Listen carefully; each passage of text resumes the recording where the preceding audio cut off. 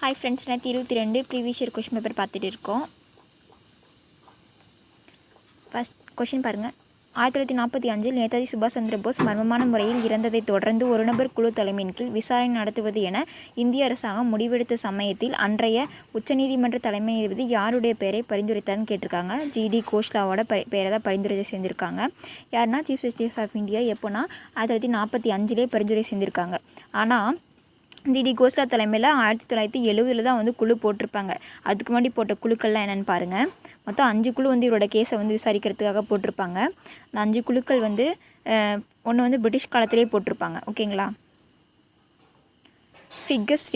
ஃபிகஸ்ன்றவங்க தலைமையில் 1947 பிரிட்டிஷ் காலத்திலே போட்டாங்க. அடுத்து ஷாநவாஸ் கமிஷன் 1956. அப்புறம் Khosla commission chief justice of India 1945 recommend பண்ணதை 1970 போட்டாங்க. அப்புறம் முகர்ஜி கமிஷன் 99, கேபினட்